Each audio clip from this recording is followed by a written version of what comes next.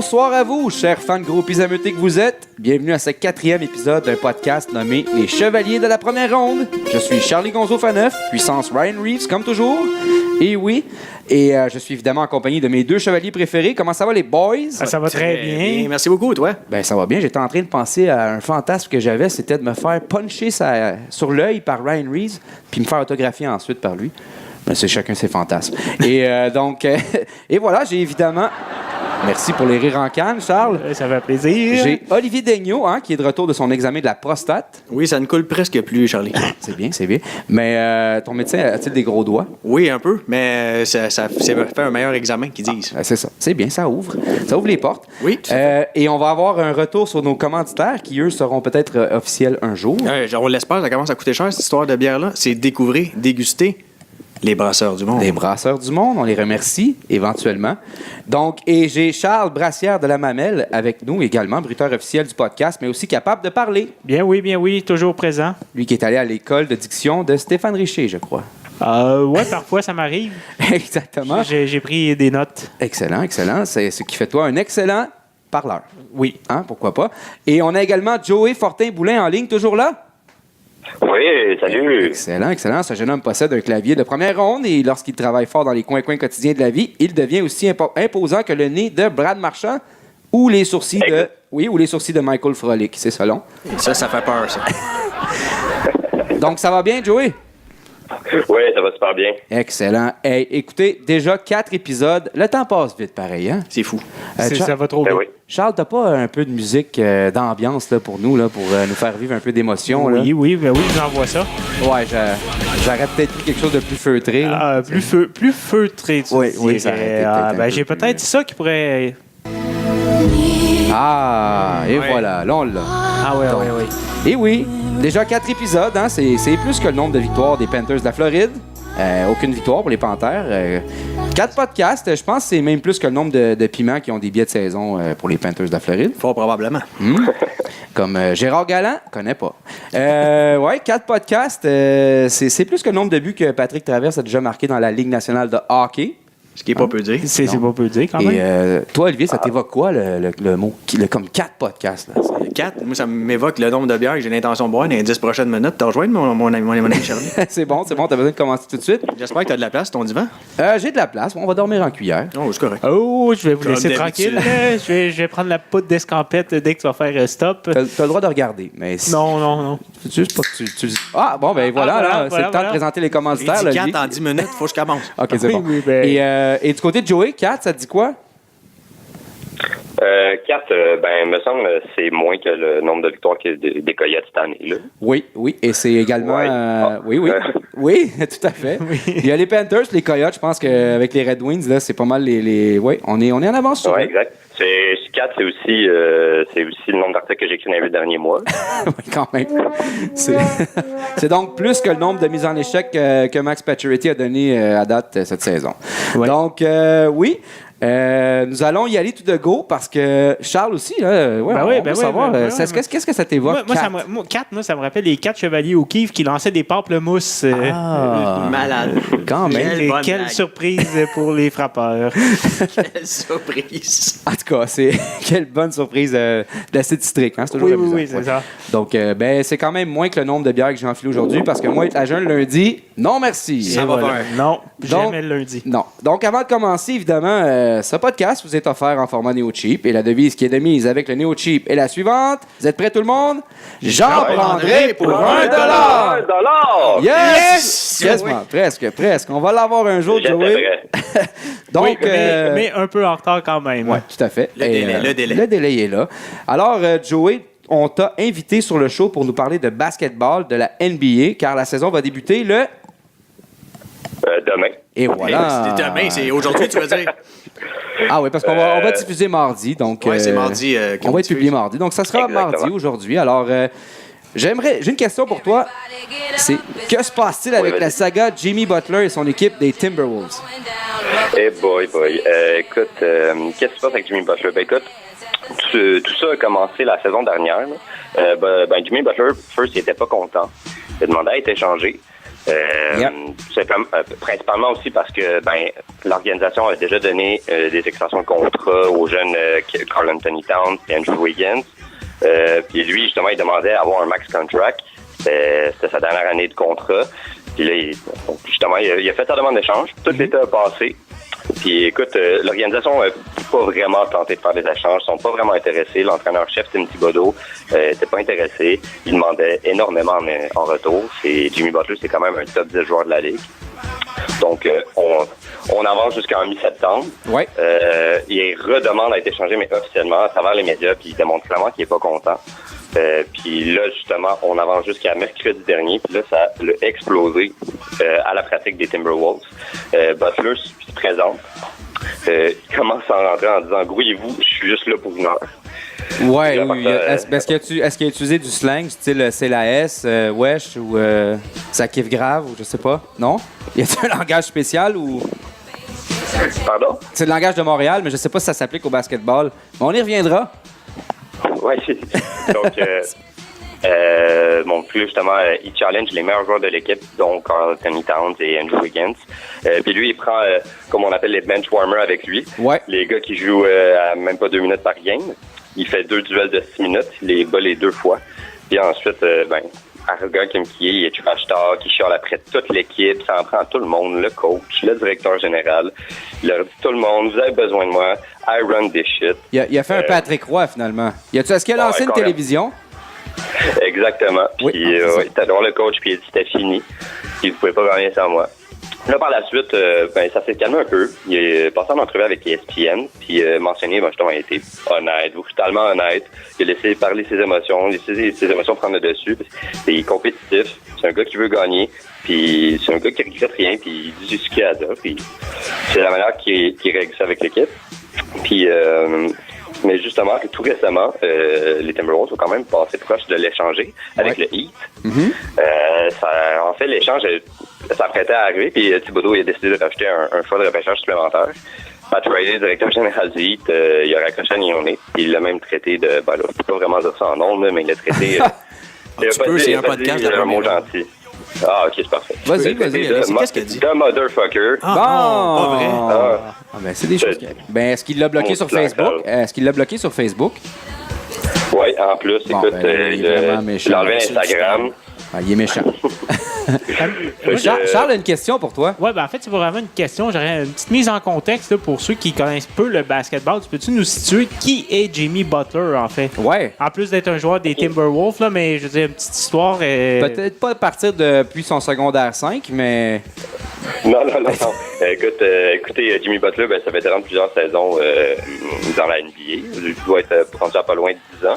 Il a commencé sa carrière avec les Bulls de Chicago.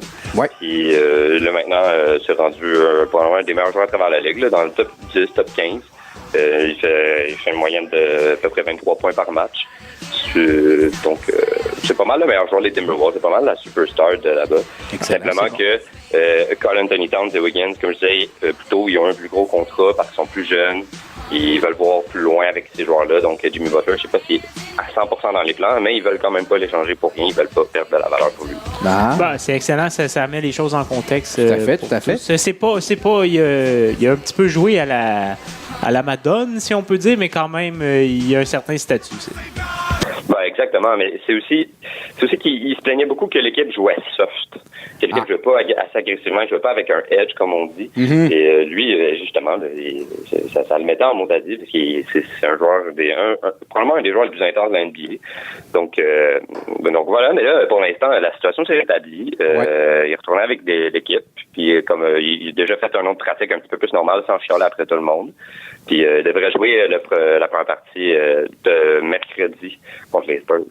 OK. Mais est-ce que la marijuana est légale là où il joue? Ça pourrait l'aider à se calmer un peu. Oui, hein. C'est ça, en tout cas. Il pourrait peut-être jouer dans la future équipe de Montréal. Oui, là, c'est justement, ça m'amenait à ma deuxième question. On a eu des rumeurs là, qui ont... j'ai lu ça là, dans le journal, là, qu'il y avait des la NBA serait convoitée au Québec. Là. Apparemment, là, c'est quelque chose de... Ouais. Il y a réel. eu un match hors saison là, qu'il y a eu la semaine dernière avec les Raptors qui a attiré une salle comble au Centre Bell là, quand même. Ouais. Ouais, exactement. Ça fait plusieurs saisons que les Raptors ont des matchs préparatoires qui ont lieu à Montréal, au Centre Bell. Et ça a été plusieurs games sold out. Ça pogne vraiment à Montréal. Il y avait un intérêt. Donc, justement, au printemps dernier, il y a un groupe d'investisseurs montréalais qui avait approché la Chambre des commerces de la ville pour évaluer la possibilité d'avoir une équipe à Montréal. Fait que donc, justement, il y a un énorme intérêt. Puis, il y a des rumeurs de nouvelle expansion du commissaire de la NBA, Adam Silver. Montréal pourrait probablement en faire partie, logiquement. Donc, voilà, il y a eu une conférence de presse. Puis, Michael Fortier, c'est le promoteur du projet. Justement, il déclarait qu'il y avait déjà un investisseur de confirmé, Stéphane Crétier, qui est le président de Garda World. Lui, de son côté, a accepté de fournir 10% du montant nécessaire pour amener une équipe à Montréal. Le prix estimé, écoutez, ça serait estimé à 1,5 million à 1,5 milliard, à 2 milliards. Quand même. Donc, c'est beaucoup d'argent. Ouais. C'est pas cher pour achaler vos parents. Non, pas tout. Mais c'est justement, donc là, en plus, ils ont besoin d'un investisseur majeur parce que ce serait vraiment plus que ça. Puis, ce serait quand même intéressant parce que Montréal, c'est quand même la 5e ou 6e plus grosse ville en Amérique du Nord, bien plus peuplée du moins. Fait que ce serait à suivre probablement avec Seattle et Las Vegas qui serait aussi priorisé pour avoir une nouvelle équipe, donc avec l'expansion potentielle qu'il pourrait avoir. Justement, ce serait à suivre. Mais là, présentement, dans la NBA, il y a 28-30 équipes. Il pourrait passer à 32, c'est ça?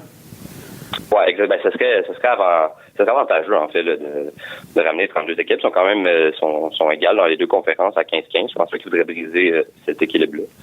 L'avantage avec un plan comme la NBA, c'est qu'au moins, c'est pas un genre de plan subtil ou machiavélique pour essayer de construire un stade ou un amphithéâtre comme à Québec ou avec les expos qui viendraient à Montréal, corporatifs et tout. Là, ça serait comme ça se passerait au Centre Bell, donc c'est quand même un projet réalisable. Oui, ça serait plus simple. Justement, ça coûterait moins cher. Puis en plus, Jeff Monson était intéressé à avoir à partager avec une équipe de la NBA. Il pourrait ouvrir la porte à prendre une partie du partenariat, dans le fond. Oui. Puis en même temps, lui, étant donné que les Molson sont aussi propriétaires de la compagnie de production de spectacle, eux, ça leur donne une quarantaine de dates occupées au Centre Bell à chaque année de plus. Puis c'est ça, tout le monde va être content. Le staff du Centre Bell va travailler plus aussi, les bons hot dogs. Puis, non, mais maintenant, ils vendent des sushis, des pokéballs et tout. Là, c'est l'offre alimentaire renouvelée. Tout à fait. Charles le fin gastronome. Ça doit pas être dispendieux du tout, un pokéball au Centre Bell. Il faut que tu y laisses ta chemise, un bras, ton pied, ton allocation, puis tes REER que tu nous parles à chaque semaine aussi. Si c'est payable en paiement différé, moi, je serais prêt à l'essayer au moins une fois.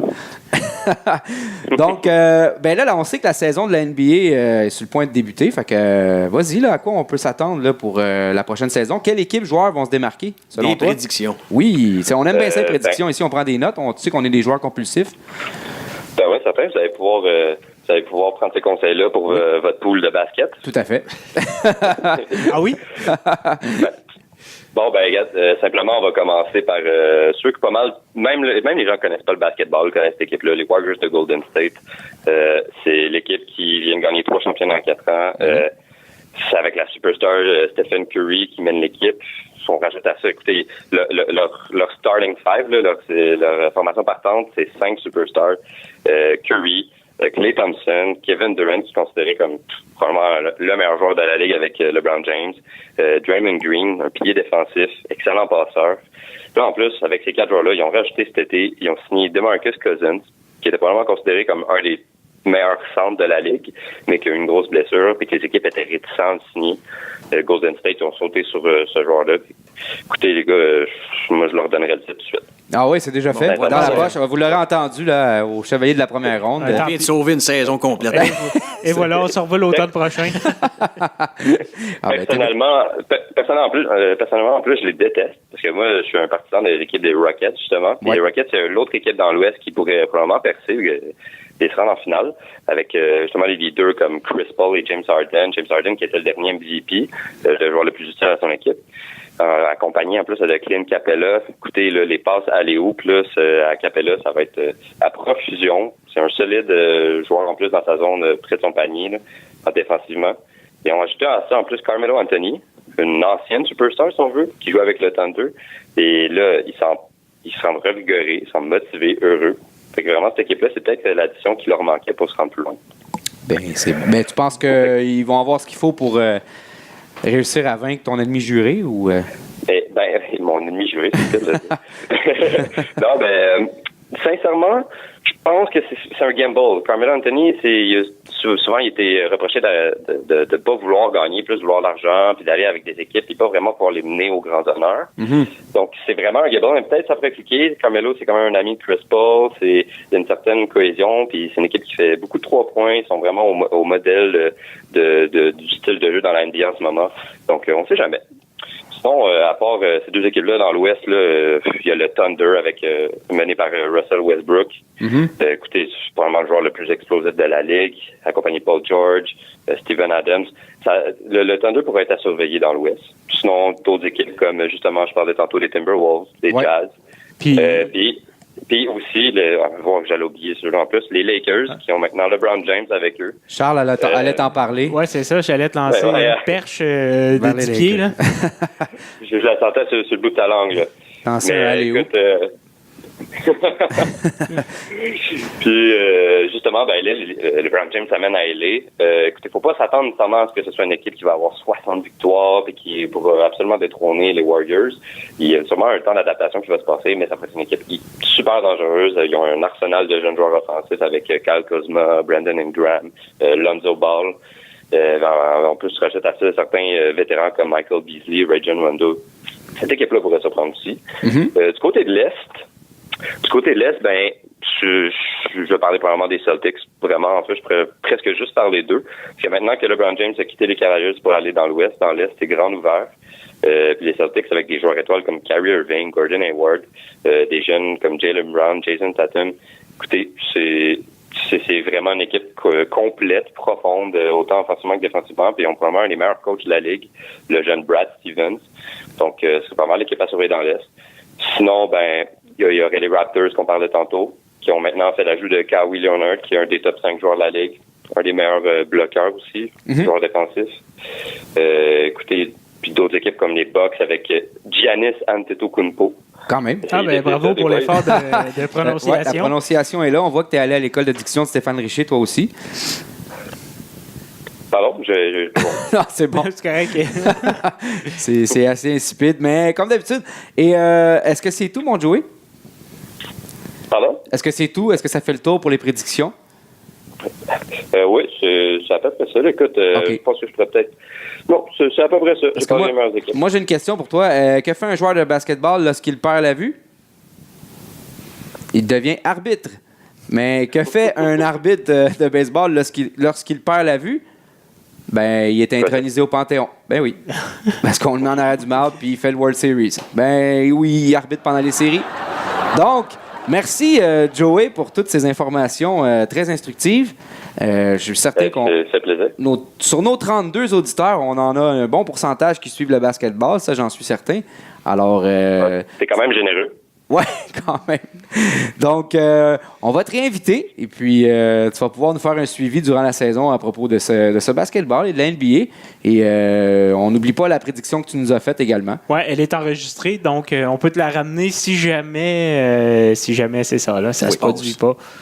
Donc, ça va peut-être propulser ma carrière aussi, là, si je l'ai... Oui, c'est ça va la propulser ou ça va... Parce que dans les gens qui nous écoutent, on a aussi notre gang des joueurs compulsifs, puis c'est pas tout du monde gentil là-dedans, mais regarde, tu dealeras avec ça. Je me tiens les fesses. Mais on donnera pas ton numéro de téléphone en ondes, là, ne t'inquiète pas. Donc, merci, Joey. Merci, Joey. Merci, bonne soirée à vous autres, les boys. Au revoir. Bye. Et on va passer maintenant à Charles, qui va nous parler des Browns de Cleveland. Mais avant, c'est le moment commanditaire. Oui, je crois. C'est le moment de découvrir et de déguster. Oui, déguster. Alors, à go. Les brasseurs du monde. Notre commanditaire officiel, le 2L. Oui, il n'y a pas eu de fuite cette fois. Bravo, Charlie, tu sais comment ouvrir une bière comme un homme. Maintenant, on va...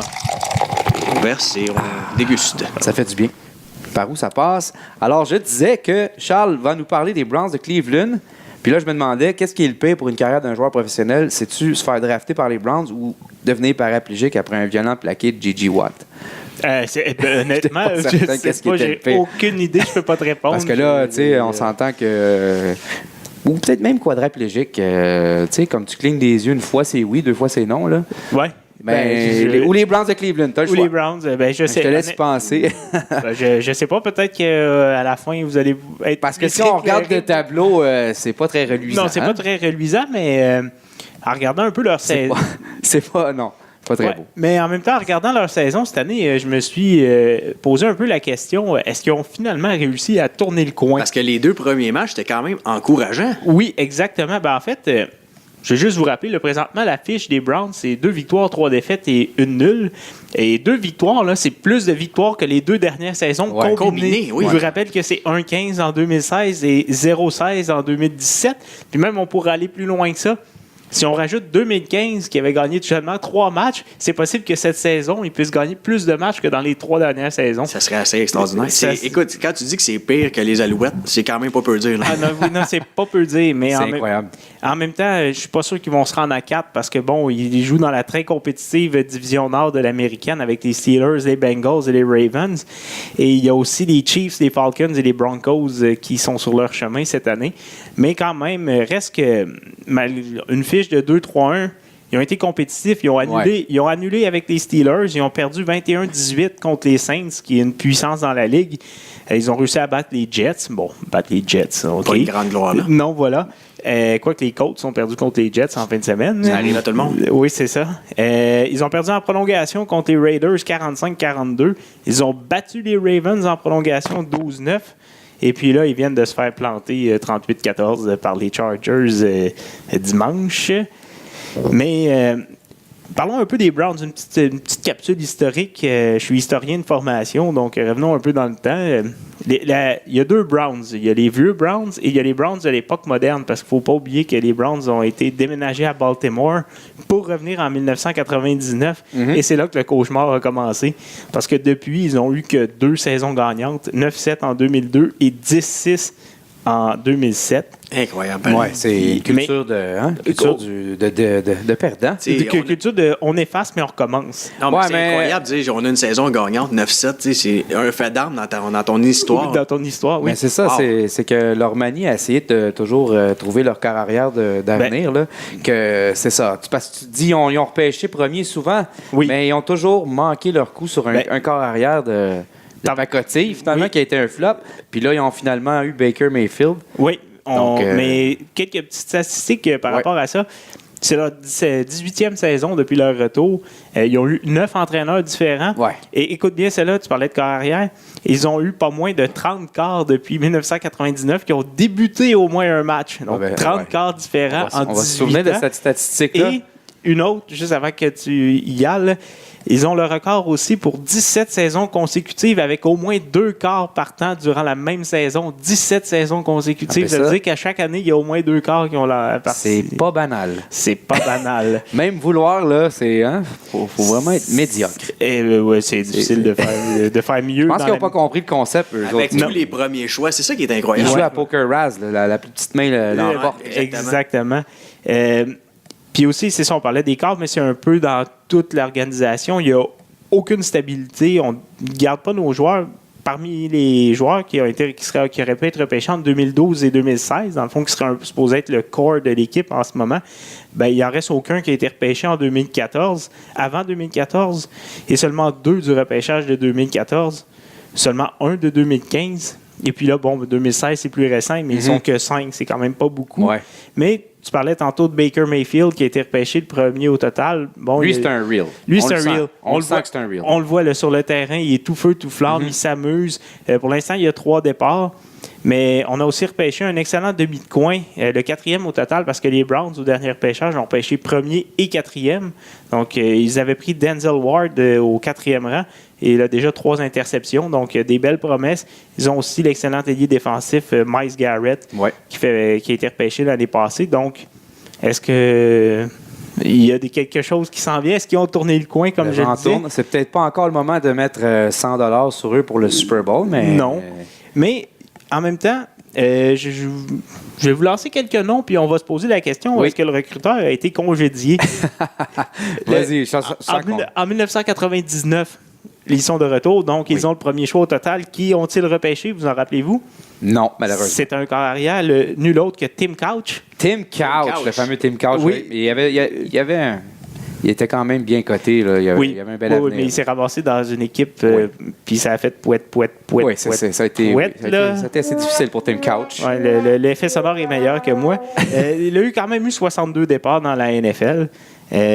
Un autre choix mémorable dans le mauvais sens du terme, c'est en 2007, repêché 22e au total. Il devait être sorti un peu plus haut, mais bon, c'était une de ces années où on n'a pas besoin de quart, donc il dégringole. Oui, parce qu'on avait Tim Couch, j'imagine. Non, rendu en 2007, il était parti. Couch était longtemps. Mais en 2007, on a pris Brady Quinn. Je ne sais pas si ça vous rappelle quelque chose.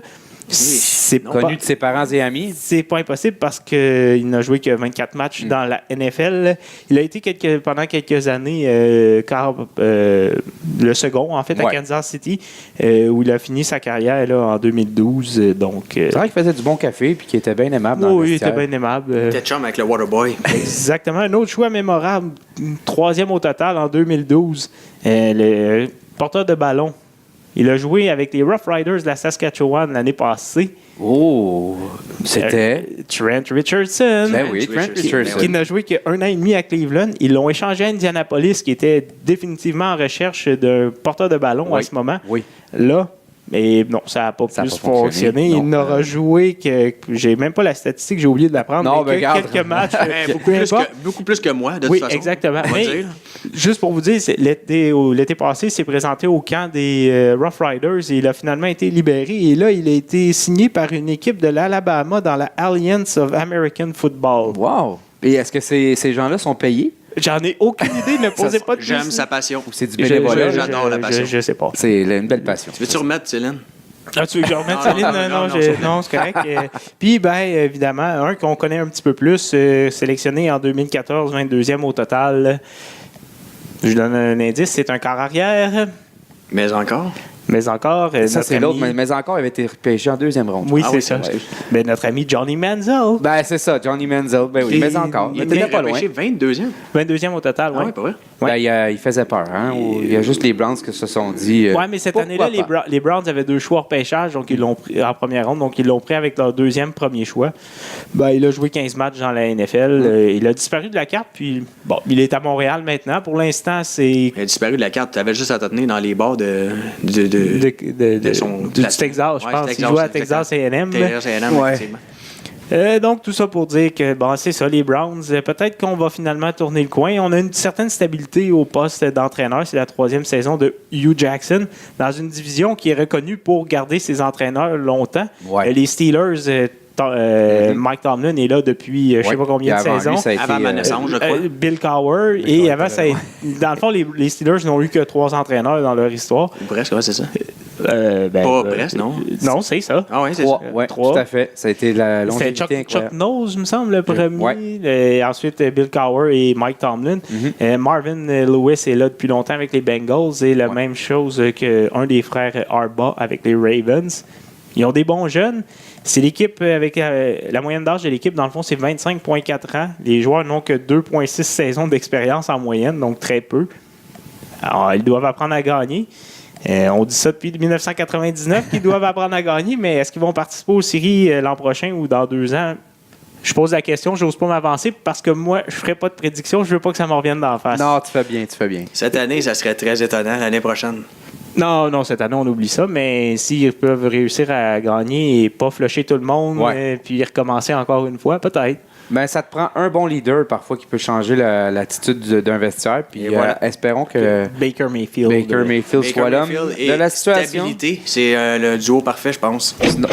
Sinon tu fais comme Las Vegas, tu amènes Ryan Reeves, puis tu dis s'il y en a un qui fait pas le job, ben tu te fais tabasser dans les douches. Je pense que Ryan Reeves, il fit très bien au football. Je pense qu'il est assez versatile pour tirer son épingle du jeu. Certainement.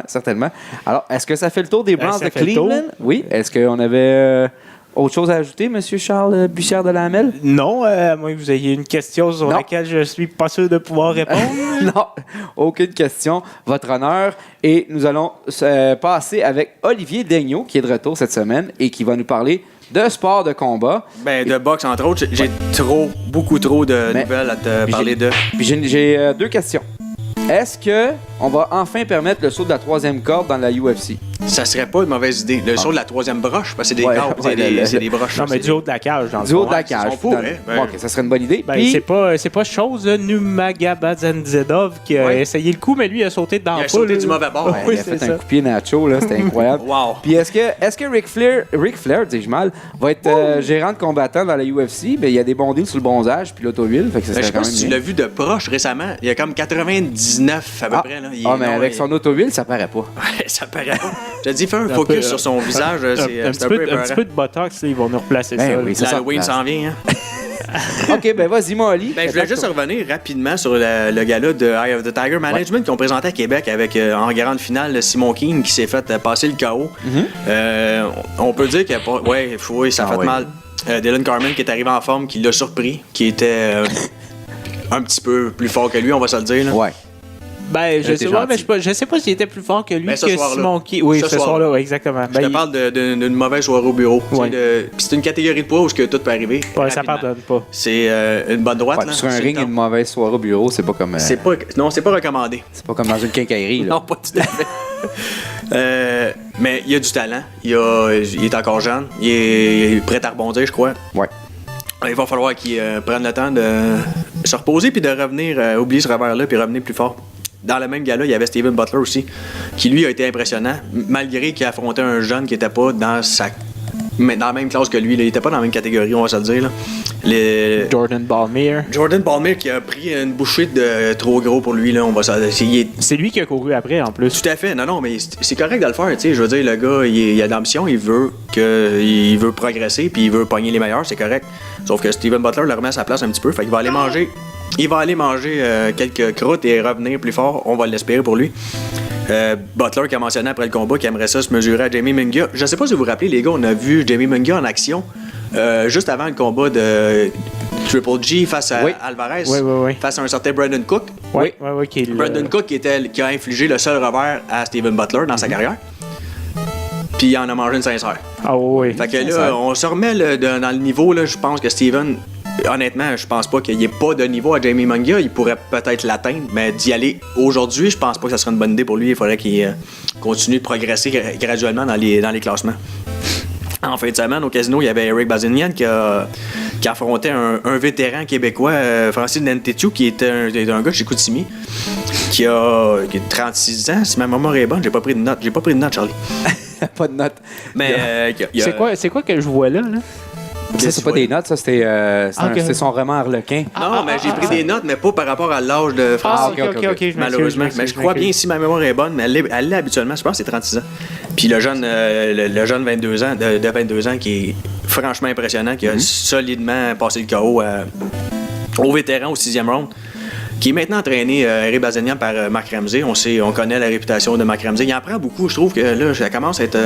tu sais, il dit qu'il y a toujours une équipe avec lui. Là, Ouais. mais je trouve que ça commence à devenir imposant comme écurie de boxeurs. Il y en a beaucoup avec lui, là, mais encore une fois, si Marc Ramsey le prend sur son aile, c'est parce qu'il voit le potentiel, Ouais. clairement.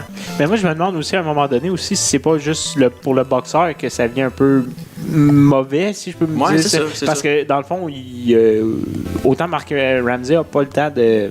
Mais c'est quel genre de préparation Ouais, tu c'est reçois? ça. Tu sais, tu reçois ça de l'équipe. Tu sais, je comprends qu'ils font un plan, mais ça reste que de pas l'avoir, justement, comme tu dis, d'avoir la personne avec lui pas 24 heures, mais tu sais, dans ses entraînements Ouais. quotidiens, j'avoue que c'est un petit peu... mais écoute, encore une fois, on va lui souhaiter le meilleur. Puis il a du talent, clairement. Là.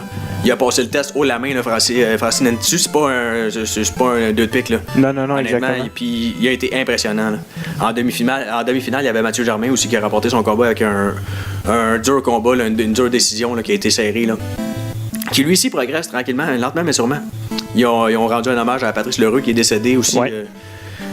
Bizarrement, là, 46 ans, c'est assez incroyable, là, pareil. Là. Ouais. C'est pas trop loin de mon âge, là, ça fait Ouais. peur un peu. Oui. Puis c'était un bonhomme super, tu sais, vraiment, ben, je le connaissais pas personnellement, là, mais de tous les commentaires qu'on a entendus, là, ça avait l'air d'être un super chic type, malheureusement. Fait qu'ils ont rendu Moi, hommage pendant le gala j'ai des aussi. bons souvenirs entre guillemets, son prime. C'est des rivalités avec David Cadieux Ah ouais, aussi de David Cadieux, Trois-Rivières. oui, Je restais bien à Trois-Rivières à ce moment-là. C'était la folie. Tout à fait, des combats mémorables. Hein. Trois-Rivières, Shawinigan, Ouais. c'était revenu dans l'actualité. Tout à fait. Samedi, au niveau américain, il y avait Terence Crawford, un boxeur que j'aime beaucoup, qui se battait samedi soir, qui avait un beau défi devant lui. José Benavidez, vas-tu le dire comme il faut? L'orthophoniste est en route. Oui. Un combat serré dans les 6 premiers qui a été rapidement... s'est en allé tranquillement vers une décision. On s'en allait tranquillement vers une décision... Facile, on va le dire. Dans les 6 derniers rounds, Crawford a dominé assez facilement Benavidez, mais un KO retentissant, là, un uppercut de tous les diables. Là. Sincèrement, là, à revoir, allez voir ça sur YouTube, là, c'est merveilleux. En fait, il a fait un... Tout à fait. C'était... Tout à fait, oui. Wow! Et puis la foule là-bas, c'était un combat qui est dans son patelin.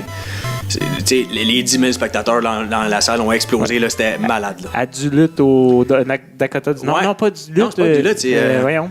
Je me rappelle plus. C'est au Dakota du Nord, mais... Ouais. Je me rappelle plus de la ville. Bon, là, Duluth, c'est au Minnesota. Là. Ben, on va le googler, là. On a le temps, là. On a quand même Internet. Oui, j'ai encore plein de notes, vas-y. Fait que, c'est un 140 livres, Crawford. Là. Il affrontait un Benavidez qui est un 147 naturel qui pourrait boxer probablement plus haut que ça. Là. Il y avait une différence de grandeur puis de poids clairement sur le ring. Là. Puis, wow! En tout cas, tout ça pour dire que Harold Spence, le prochain champion IBF, probablement le prochain adversaire de Crawford dans les prochains mois. Donc, c'est une prédiction. On aime ça ici. Il y a toujours beaucoup de jeux de coulisses dans la boxe. Ouais, c'est ça, ouais. Lui pourrait... Oui, là, non, mais non. Fait que, en tout cas, Harold Spence, c'est le nom qui ressort le plus souvent. Nouvelle de dernière minute qu'on a apprise, Nancy Audet de TVA Sport qui parlait de Jean Pascal qui se battrait enfin contre un vrai... Je pensais que c'était Nancy Audet qui allait monter sur le ring. Probablement qu'elle serait capable de se battre. Non, mais Nancy a eu une exclusivité par rapport à Jean Pascal. Puis c'est quelque chose qui est assez extraordinaire. Le 24 novembre, Atlantic City, Dimitri Bivol, le champion IBF, WBA. C'est pas encore confirmé. Est-ce que ça va être pour la ceinture? Est-ce que ça va être un combat de championnat du monde? Mais en tout cas, Jean-Pascal, combat significatif. Là. On a fini de niaiser avec des combats un petit peu perdus à gauche et à droite. Là. Fait que ça serait une très belle nouvelle dans le cas de Jean-Pascal. Excusez, je vous ai coupé. Non, ben en fait, moi, il y avait l'information. J'avais l'information. Tout ce que je voulais dire, c'est que nous étions complètement perdus dans notre géographie américaine. Ce n'était même pas au Dakota du Nord, c'était à Omaha, Nebraska. Vous rappelez-vous Peyton Manning dans ses bonnes années? Omaha, voilà. sur la ligne d'arrivée. Oui. D'arrivée sur la ligne d'engagement. J'écoute trop de courses. Il y a aussi eu le nouveau champion WBC, Eleider Alvarez, qui a reçu sa ceinture aujourd'hui, c'est-à-dire hier, pour ceux qui écoutent le podcast, qui va avoir la confirmation qu'il va affronter Sergey Kovalev le 2 février 2019 au Texas, et non pas au Québec, mais bien au Texas. Oui, on aime ça, se battre dans les territoires... C'est dangereux d'aller au Texas. Parce que, ouais. Ben oui, pour un Québécois. Ben, pour un Russe, imagine. Ben, c'est encore pire. C'est ça, on tente d'enlever le fait local. Mais on amène Sergey Kovalev au Texas. On va pas se battre en Russie, on va se battre à Houston ou à Dallas. Mais ça, il y a des dettes de jeu qu'on connaît pas. Probablement. Le Texas, je sais pas, à Atlantic City, au moins, c'est une ville de boxe. Il y a tout à fait. Non, culture de boxe, il y a une culture mais là, de boxe. Au Texas... il y a une culture du bœuf. Probablement que les deux sont amateurs de bœuf. Alors, on va aller manger un steak. Est-ce qu'ils vont manger le même bœuf que Canelo Alvarez? On va essayer que non, parce que sinon, il risque de pas y avoir de combat. Exactement.